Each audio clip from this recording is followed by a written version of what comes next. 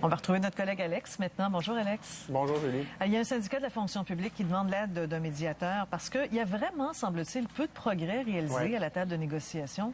Exact. C'est l'APTS, l'Alliance du personnel professionnel et technique de la santé et des services sociaux, qui représente à peu près 60 000 membres.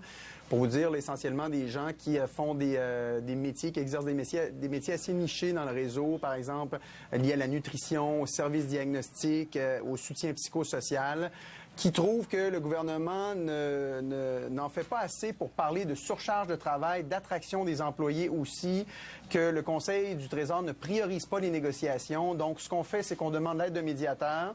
Il y a une première rencontre de prévue avec le médiateur choisi cet après-midi. C'est le premier syndicat de la fonction publique qui fait une pareille demande dans le cadre de ces négociations qui durent, je vous le rappelle, depuis à peu près un an, un peu plus d'un an, si on considère les premières propositions qui avaient été faites, alors que les conventions collectives sont échues depuis le mois de mars de l'année dernière. On écoute la présidente du syndicat.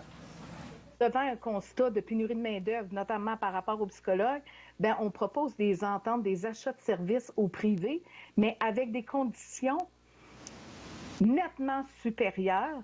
Fait que c'est un véritable, comme couteau dans le dos pour nos gens qui se consacrent à la santé mentale de la population.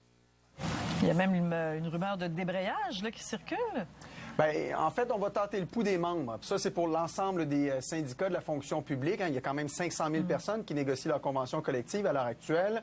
Je peux vous dire que du côté de la CSN, par exemple, il y a des rencontres de prévues avec les groupes affiliés les 28-29 janvier, des échos qu'on avait pour demander, entre autres, qu'est-ce qu'on doit faire avec cette idée d'un débrayage, de mandat de grève ou de grève. La CSN, la FTQ, plutôt, tâte le pouls aussi chez ses membres parce qu'en général, on dit, regardez, on n'a pas l'impression qu'on est la priorité du gouvernement en ce moment, surtout avec la pandémie, évidemment, mais on a l'impression que le Conseil du Trésor pourrait en faire davantage, notamment à la table centrale. On sait que les infirmières se sont entendues dans les tables sectorielles. Il y a une entente de principe qui a été approuvée. Mais à la table centrale, pour parler des salaires, il n'y a rien qui se passe en ce moment. Cela étant dit, avant de partir de débrayer, il faut penser à l'acceptabilité sociale et ça, c'est pas gagné. Il pourrait même y avoir une clause COVID compte tenu de la pandémie. Donc, c'est assez complexe de gérer tout ça dans la situation actuelle.